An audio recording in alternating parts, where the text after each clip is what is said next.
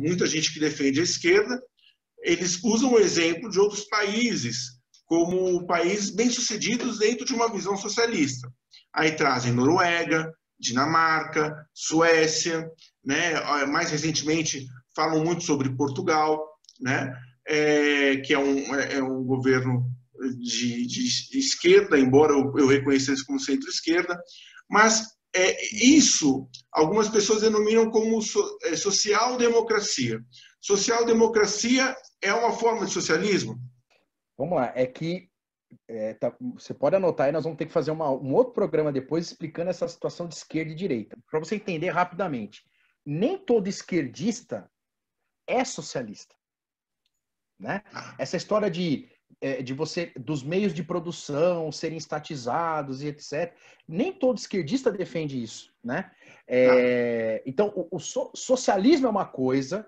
Então, quando o cara chega para você e fala assim, eu sou socialista, ele é de esquerda? É de esquerda, né? Mas o socialismo e o comunismo resumem todo o pensamento de esquerda? Não. Existem pessoas que são de esquerda e não são socialistas. E a gente também tem que entender outra coisa. Na Europa, ser de esquerda é uma coisa, nos Estados Unidos é outra e no Brasil é outra. Eu diria para você que aqui no Brasil ser de esquerda, aqui no imaginário popular, na nossa conversa de boteco, basicamente esquerdista é só socialista para nós aqui, né? Tanto que até, sei lá, 10 anos atrás, o PSDB, que é um partido social-democrático, que é um partido da chamada social-democracia, que nos moldes europeus é sim um partido de esquerda, aqui no Brasil as pessoas viam como direita. Exato. Né? Então, até essa. A gente não pode, por isso que eu falo, a gente não pode confundir muitos termos. A conversa aqui é socialismo. Né? Sim. Então, quando você me pergunta se a social-democracia é um tipo de socialismo, não. Social-democracia é uma combinação, é um conjunto de situações políticas e econômicas que levam a uma participação do Estado em determinados segmentos da sociedade, né? Mas que combina, inclusive, muitas práticas do chamado liberalismo econômico. Você pode ter um país como a Suécia, a Noruega, que é um país que dá uma ênfase, cobra impostos altos, né? Porque você sabe que lá os impostos são altos, eles cobram impostos altos, ou seja, o governo ele tem uma presença na sociedade muito forte, ele tem muitos. O governo, inclusive, é responsável por uma série de programas sociais, então você vê muita participação do Estado nesse contexto social e econômico. Por outro lado, a iniciativa privada e as boas práticas liberais são aceitas. Até porque a gente não pode deixar de entender que, historicamente, a social-democracia ela é privilegiada por um bom sistema liberal que produz riqueza. O que eu quero dizer para você é muito simples. A Suécia, a Dinamarca, a Noruega foram países que, durante 100 anos, usaram as boas práticas do livre mercado para enriquecerem. A partir do momento que elas se tornaram nações ricas, elas implementaram práticas da social-democracia. Ou seja, o bolo cresceu, ficou bonito, eles rechearam o bolo, lindão, cantaram parabéns e cortaram o bolo e dividiram para algumas pessoas. Mas vejam que o processo de enriquecimento, basicamente é o seguinte, Gleibson, a social-democracia, para ela ter sucesso, é necessário que esse país tenha recursos. E não há nenhuma outra prática, a não ser o livre mercado, para trazer esses recursos para o Estado. Não sei se você percebe isso. O Estado, para enriquecer, ele precisa de boas práticas, ele precisa de desburocratização, ele precisa de livre concorrência, ele precisa de uma série de coisas. Existe concorrência na Suécia, existe livre mercado na Noruega, só que eles combinam isso com demandas sociais. É uma política que é de esquerda, de centro-esquerda? Sim, é de centro-esquerda, mas está longe, completamente distante de socialismo. Tá. De socialismo. Tá? Eu fico feliz, porque é uma visão que eu tinha. Eu até te perguntei, fiz essa provocação, porque eu espero que quem nos assista assim, também se sinta provocado e até curioso para estudar um pouco mais sobre isso. Posso fazer uma observação? Pois não. Vou te fazer até uma outra observação. Um dos grandes nomes aí das escolas liberais aí, o Milton Friedman, né, que é um cara aí da chamada Escola de Chicago, etc. O Milton Friedman, ele era um cara que, embora fosse um liberal, ele não era social-democrata, nada disso, ele era um liberal clássico, né? Um liberal. E o Milton Friedman, ele é um dos... não sei se você já ouviu falar aquele programa do Suplicy, chamado Renda Mínima, acho que você já deve ter ouvido falar. Já ouvi.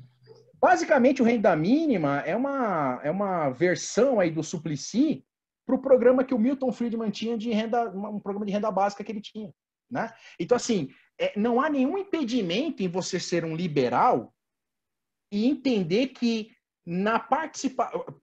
Você vai ter que formatar... Não sei se você... Bom, veja uma coisa. Aqui nós estamos falando de anarcocapitalismo, nós estamos falando de liberalismo. Dentro do sistema liberal, existe Estado.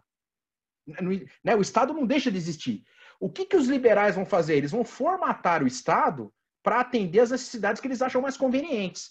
O chamado Estado mínimo, sei lá, ele pode, você pode delimitar qual é o papel do seu Estado. Olha, eu quero um Estado mínimo, mas eu quero que esse Estado mínimo seja voltado para o social. Sim. E não para ficar prospectando petróleo, com rede de televisão e etc. Por exemplo, eu acho que aqui ninguém imagina, nem eu nem você, que o Reino Unido é um país socialista. Certo? Eles não são socialistas.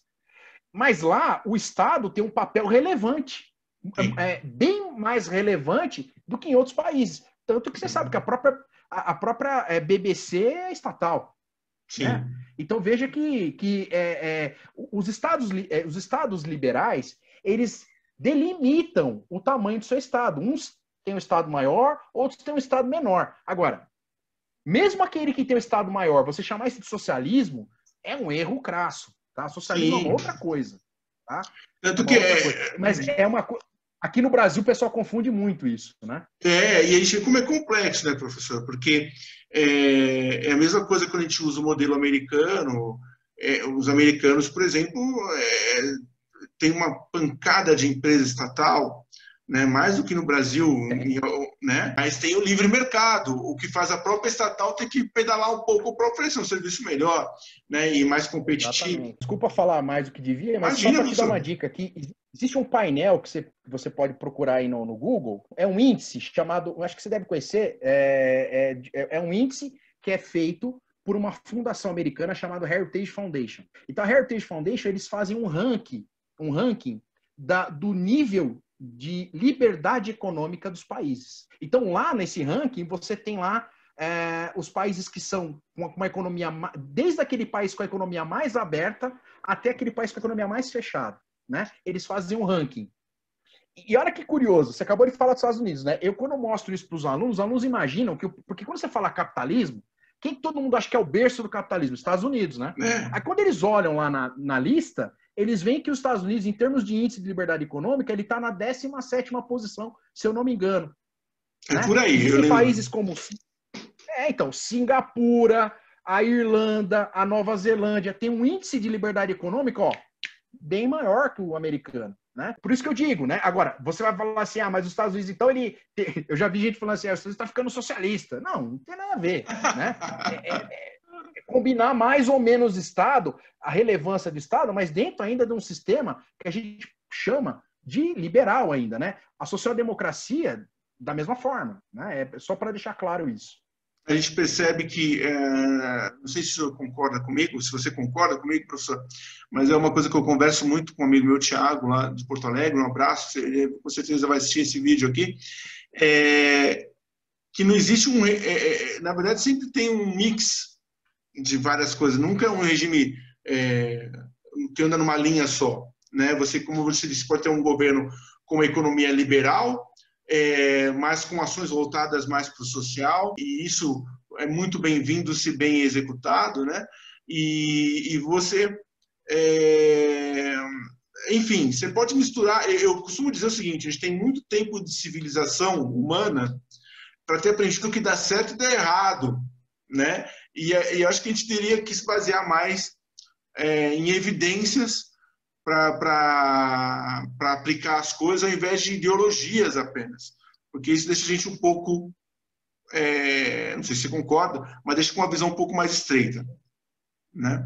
Então, professor... Uma outra dica que eu dou para você, Gleibson, tem um outro sistema interessante dentro dessa linha aí liberal, não socialista, mas que prevê uma relevância grande do Estado, é, por exemplo, o keynesianismo, que você acha que você deve ter ouvido falar, né?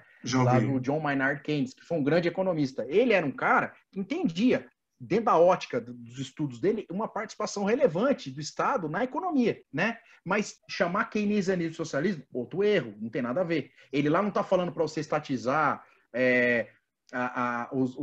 as indústrias, reforma agrária, não é isso, tá? Então, para a gente poder deixar tudo muito claro aí, tá? E até essa noção de direita e esquerda, depois até vale a gente fazer um programa sobre isso também. Ah, sim, com certeza. Vamos falar ainda sobre vários ismos.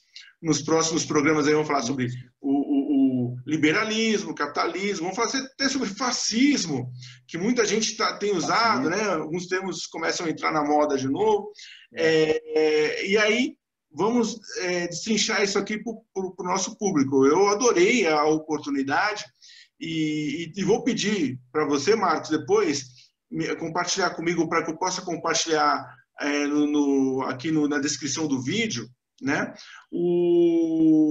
Algumas leituras importantes sobre a definição de socialismo, sobre até essa própria leitura que você fez, muito interessante, do que quem define capitalismo é o Marx, enfim, né? É o nome que dá o nome, né? Que toda leitura que você puder compartilhar dentro do sentido que a gente conversou hoje, eu vou disponibilizar aqui na descrição do vídeo, tá?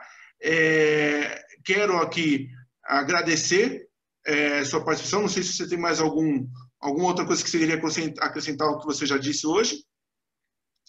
Só rapidamente dizer para você, assim, para quem ainda fica meio assim, pô, capitalismo e tal, eu até brinco, né? Existe algum partido, você conhece no mundo, algum partido chamado Partido Capitalista? Não existe. Não, mas você conhece vários partidos liberais, né? Sim. Olha que interessante. O capital, porque quando você fala capital, você restringe muita coisa, né? Então, por isso que só para reforçar mais um pouquinho essa questão do capitalismo. Agora, uma coisa que eu conheço, beleza, professor. Viu, professor? Uma coisa que eu conheço é que, assim, quase não, vou corrigir. Todo partido que eu conheço adora capital. Até os socialistas. Com certeza. Bom, muito obrigado pela participação. Quem está assistindo a gente, curte o canal, clica aí no sininho, porque eu pretendo toda semana trazer um professor aqui para falar um pouco sobre temas de forma didática, nos explicar dessa aula de história que foi extremamente enriquecedora. Eu sou muito grato pela sua participação, por ter aceitado, né, esse convite. E, por favor, assinem, sigam, comentem, né? Clica no sininho aí e até o próximo vídeo. Muito obrigado, viu? Obrigado vocês aí. Valeu.